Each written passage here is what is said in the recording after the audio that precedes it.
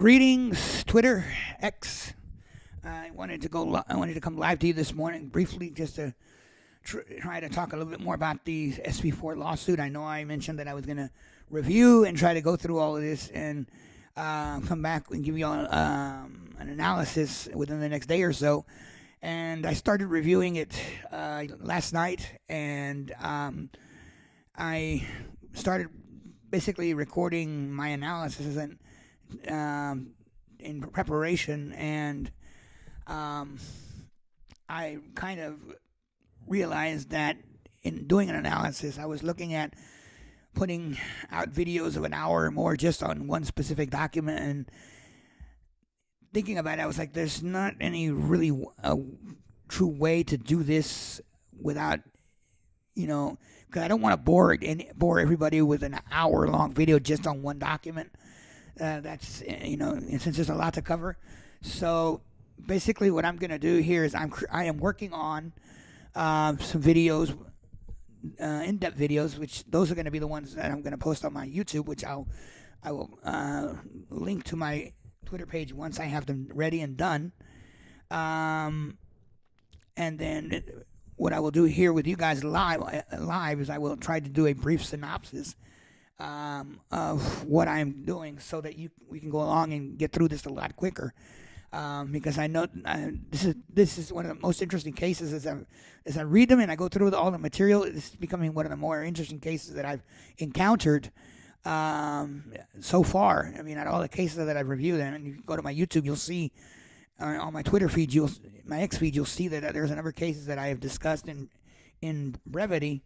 With the respect, throughout the last couple of years, but this is one of the most interesting ones because, the fact of the matter is that as I've read it and I've gotten into it, I've actually learned a little bit of our history with respect to certain topics that are in this lawsuit, such as invasion. In one of the documents that I read, they touched upon the history of how the framers of our Constitution interpreted invasion back in the 18th century, and they tied it into to various documents written by John Madison, I think is the name, and by the Federalist Papers and stuff like that. And it's kind of interesting how this is all pieced together to support the fact that what Texas is stating about invasion may not necessarily be accurate. But we're going to get into that as we go along. For right now, on this stream, I just want to briefly run through. This is the appeal that was filed by the United States at the Fifth Circuit. This was in response to the automatic stay of the order that was issued by the Federal District Court. Because as you know, when Texas filed their notice of appeal, they automatically, the order blocking SB4 was temporarily stayed pending the appeal process. So. And basically, in a little bit of background before we jump into this document, the main argument that Texas had been making in this lawsuit was the fact that, according to the Supreme Court SB 1070 lawsuit against Arizona, there was 4 sections of SB 1070 that were heard by the Supreme Court, 3 of which were allowed to continue. One which was blocked because there was field preemption by federal law. And what Texas is arguing here, and this was interesting because I was wondering how they were going to approach this lawsuit when the time came, and now I'm beginning to see exactly what they're trying to do. They're basically arguing that in the SB 1070 case, there was three points that were not blocked. One of which is remotely similar to SB4 here in Texas. Now the issue here is that what the central argument of this case is that SB4 tends to, even though it mirrors a certain section of Section 8, USC 8, Section 1325, excuse me, it doesn't necessarily acknowledge other exceptions that are in that same statute. And we're going to get into that in just momentarily. That's the reason I wanted to start with this here. So that's the basic background of what we're dealing with here. Now, let's jump into this document real quick and touch some points so that we can see for ourselves exactly. Because part of what the thing was that Texas, in its defense, said, okay, well, the U.S. is saying this and this, but they don't explain why. In this appeal, they explain those answers, and we're gonna look at them. Okay. So let's jump into this document. I'm going to pull it up on the screen. This is the document. If I go back, you can see it says in the United States Circuit Court of Appeals, United States opposition to motion for stay to pending appeal. So this was their response to being blocked at the appeals court. All right. So let me go back here. The first thing they point out in the introduction is that in Arizona versus the United States, which is the SB 1070 case, he says the Supreme Court held that an Arizona law purporting to mirror federal criminal provisions regarding registration of non-citizens was preempted. He says Texas Senate Bill 4 undermines federal immigration law even more directly than 1070 because it interferes with the federal government's exclusive control over the core subject of entry and removal of non-citizens directly conflicts with federal law. And we're gonna see what the direct conflict is. This I think would be the central argument to the U.S.'s case, okay? But basically, the reason it's highlighted here is because I highlighted it to make a point that the central argument of this case is based on the Supreme Court precedent in Arizona, okay? Their first statement says the federal power to determine immigration policy is well settled in Arizona. There they go talking about the Arizona case again, okay? As a precedent, it's basically all referring to precedent. Now, here's where we have the core issue that the U.S. is arguing with respect to SB4. He says, as relevant here, SB4 does three things. First, it effectively makes a state crime to violate 8 U.S.C. Section 1325A, the federal unlawful entry provision by barring non-citizens from entering or attempting to enter Texas directly from a foreign nation at any location other than a lawful port of entry. Okay. 8 U.S.C. Section 1325 does state that word for word. There's not an argument there. However, now there is another statute, and I'm going to highlight my little note here, which is section. If you can feel free to Google this, is Section 1158, Section A1. This is the exception to USC Section 1325. He says here, authority to apply for asylum. This is the asylum section. It says any alien who is physically present in the United States, and give me a second because my screen just went haywire. It said, and let me pull this up again. It says, let me get it to work. Hold on. Screen. Okay, there it goes. It says any alien who is physically present in the United States or who arrives in the U.S., whether or not, and in parentheses, at a designated port of arrival, and including an alien who is brought to the U.S. after having been interdicted or in international U.S. or in U.S. waters, irrespective of such alien status, may apply for asylum in accordance with this section, or where applicable Section 1225B of this title. Basically, what he's saying is this is the exception to the 1325 statute that if an alien enters the U.S., whether it's at a port of entry or another area, they are entitled to apply for asylum according to this statute. This is the core conflict that SB4 has with federal law, because SB4 basically says it is a crime to enter the U.S. in any area not being a port of entry. But SB4 does not specifically mention that there is an exception for asylum. This is exactly the argument that the U.S. is making, that this is the core conflict of SB4. And he says in the next paragraph here, he says, SB4 creates a state crime, they're actually specifying here because they say SB4 creates a state crime resembling 8 U.S.C. 1326, the federal unlawful reentry provision, by barring non-citizens from entering and attempting to enter or being found in Texas after the person has been denied admission to or being removed from the U.S. or has departed the U.S. while an order of exclusion, deportation, or removal is outstanding. This provision has no affirmative. There's no affirmative defense to that provision. This is what SB4 creates. It's based off of 8 U.S.C. 1326. Now, in the next paragraph, it says SB4 allows state judges to order the removal of non-citizens to Mexico. Particular non-citizens charged but not yet convicted under SB4 may be discharged and required to return to the foreign nation in which they entered, which is Mexico, or attempted to enter. From, among other things, the person agrees to the order. Now, the argument here that the U.S. is making is the fact that the SB4 allows state judges to make this decision. In other words, SB4 is bypassing the federal removal proceedings statutes that are in the federal government, which means that immigration judges have to make the determination of whether or not to remove these individuals. Basically, he's saying SB4 is bypassing that on the state level, and thereby creating yet a second conflict between federal law and state law. That's the argument that he's making there. Let's get back to the document.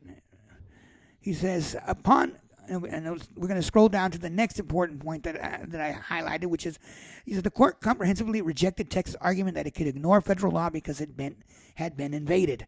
Now, the reason I highlighted this is for one reason, and that is that if we go back and look at all these lawsuits that Texas has filed with respect to SB4, primarily the lawsuits involving the concertina wire and border buoys. There was 2 lawsuits with respect to that topic. One was filed by Texas against the U.S., and the other one was filed by the U.S. against Texas. In the lawsuit, I believe that was filed by the U.S. against Texas, the U.S. won the judgment because in the arguments that Texas made in that lawsuit, their primary defense was, we're being invaded. And the governor has declared that there was an invasion based on Article 10, Section 3.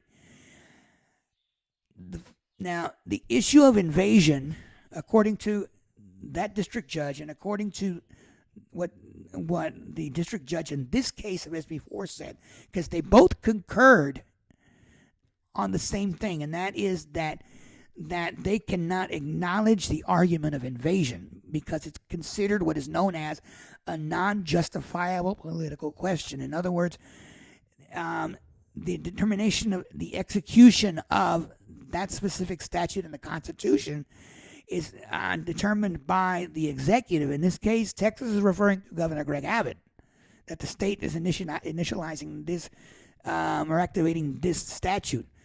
Now, the statute can also be interpreted as, when talking about the executive, that it could mean the president of the United States. But in this case, Texas is saying that the state is doing this because they're the ones incurring the invasion, and the governor's one is asserting and declaring that there is an invasion and activating the statute. So that's one of the other disputes that is in this. Now, the federal judge in the concertina case that ruled in favor of the U.S. said we can't touch the invasion because of that reason, because it's a non-justifiable political question. This judge in SB4, if we go back to the document, he basically is saying the same thing. He's saying the court rejects the argument because it has been invaded. It had been invaded. Okay. Now, and if we get into more of this, these documents, these appeals and court cases, we're going to see exactly with more detail what is the exact scenario that is going on here. So we scroll down, we go to the next point here, and that is that I highlighted, and we keep going down, is that the Arizona decision followed from basic principles regarding the division of authority between federal government and the states. He says the authority to control immigration, to admit or exclude non-citizens, is vested solely in the federal government. So he's basically saying that the Arizona decision is following basic principles regarding the division between the two authorities, federal and state, and that the authority to control immigration, to admit and exclude non-citizens into the country, is vested solely in the federal government because the federal government runs the borders. Okay. We go down and we keep looking here. He supports all this in these paragraphs that we're seeing here as I'm jumping between point to point. And then the next point, he says, Texas resists the application of these principles largely by observing that states may take some actions that relate some way into immigration. And he goes on to say in the non-highlighted part, which I'll add, is that while it is common ground that Congress has not preempted every state enactment, this case concerns the regulation of entry and removal of non-citizens, which is a core federal power over immigration. So he's saying even though that Congress has not preempted every enactment, he goes, this one is particular because it is dealing with the entry and removal of immigrants, non-citizens, which is a core federal power over immigration, as established by the U.S. Constitution. And then he goes on to say, Texas offers no support for the improbable proposition that while Congress preempted parallel state prosecutions in the area of non-citizen registration, it intended to allow states to directly enforce federal prohibitions on entry and to effect the removal of non-citizens from the United States to a non-consenting foreign nation. And he goes on to explain all this in here. The next point that I put here is that determinations related to the entry and removal of citizens of foreign nations that must be based on the implementation of the complex immigration regime, which includes provisions regarding asylum. So basically what he's saying is that the determinations of entry and removal have to be based on certain factors of the immigration process, and I'm guessing by that he's talking about like the determination has to include whether or not there's certain situations that have arisen in that country that have permeated that this person can come and justifiably request asylum, and it also has to determine. And this is something that was not touched directly in the case, but if you know immigration, you know that part of it is that when an immigrant is removed to their home country, it is under an agreement between the U.S. and that specific country as to whether or not that person can be deported back to his country of origin. So all these factors have to be taken into consideration, he says, and those provisions are not in SB4, so that's what he's talking about. Now we keep scrolling down to the next point that I highlighted, which was in response to another issue that Texas put in their arguments. It says Texas' only response was to suggest that parallel state and federal enforcement schemes are permissible as a general matter. He says a conclusion that has no relevance to a state's effort to regulate in that area that Congress has addressed through federal standards and different and definitive enforcement procedures where parallel state enforcement can compromise foreign relations. So he says that the Texas response has no relevance to a state's effort, basically. Now we go to the next point that the U.S. makes in response to Texas's arguments. It says SB4 affords no protections against removal of non-citizens facing persecution or torture. Basically, he's saying that SB4 does not consider the fact that if a person is coming to the U.S. because they're trying to avoid persecution or torture, and that SB4 does not protect against that sort of thing. It bypasses the Immigration Naturalizations Act, guarantees of a non-citizen's right to federal removal or expedited removal procedures, including review by an immigration judge. We go back to the immigration judge. But I think what it's saying is that SB4 bypasses the federal removal procedures and review that is normally associated with or done by an immigration judge. He says this state enactment even expressly refuses to take account of these removal proceedings that could result in a grant of asylum or other relief from removal. So basically what he's saying is this conflict arises with the implementation of SB4. And he specifically explains what that conflict is. because of the fact that in SB4 it says a court may not abate the prosecution on the basis that a federal determination regarding the immigration status of the defendant is pending or will be initiated. Basically, what it's saying is SB4 cannot entertain whether if a person is under a pending asylum case or he is in the process of applying for asylum. Those two factors cannot be acknowledged by the state court, is what he's saying, and that is part of the conflict that is created by SB4, is what he's basically saying.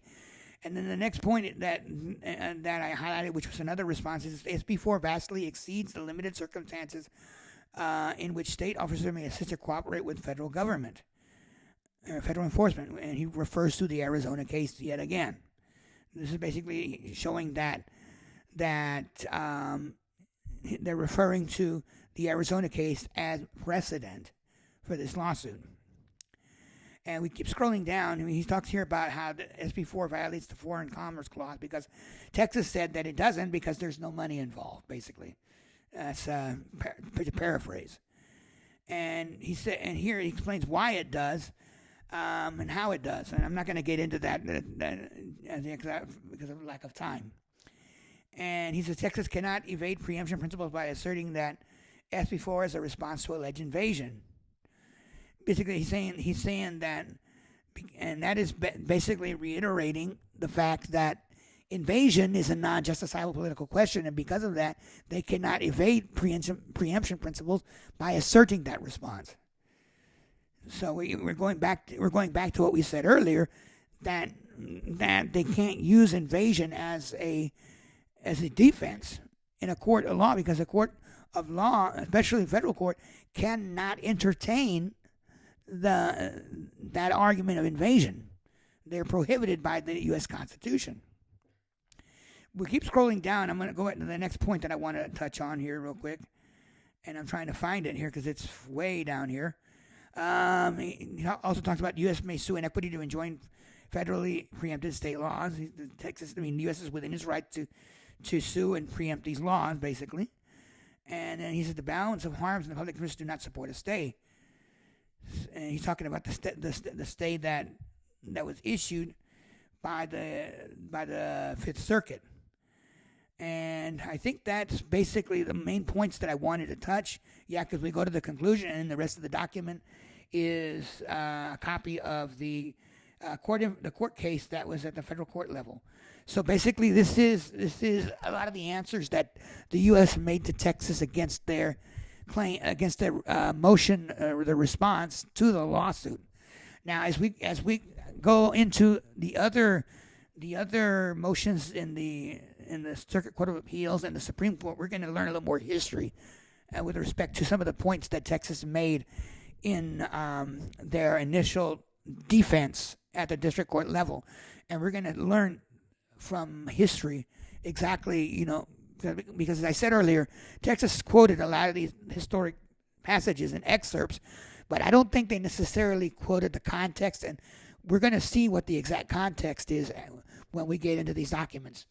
Now, for now, I'm going to go ahead and come to a stopping point because I don't want to bore you. We're already 23 minutes into this, and I don't want to go any longer. I want to have time to review the other documents and get to them. I'll probably do another one this evening, if not tomorrow during the day, and we'll touch base on a lot of this, and we'll cover more. But I wanted to get this far because I wanted to set a starting point so that we can further evaluate the rest of this case, because it's going to be interesting to see exactly where it stands and where it's going to go. And I think that by the time we go through all of this, we're going to have a better understanding, and we're going to know exactly where this is heading. Now we understand, I believe, what Texas is trying to do and why they were so interested in trying to fight this case and basically dispute the precedent of USA versus Arizona. And the way they're doing it is very interesting and very compelling.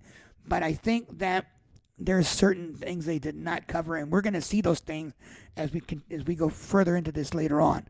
So, but for now, I just wanted to as I said, start with this, make this my starting point, and we're going to go, document by document and talk about exactly, what each side has stated and what direction everything is going. In the meantime, enjoy your day, and I hope to come back later with another document to review. Thank you.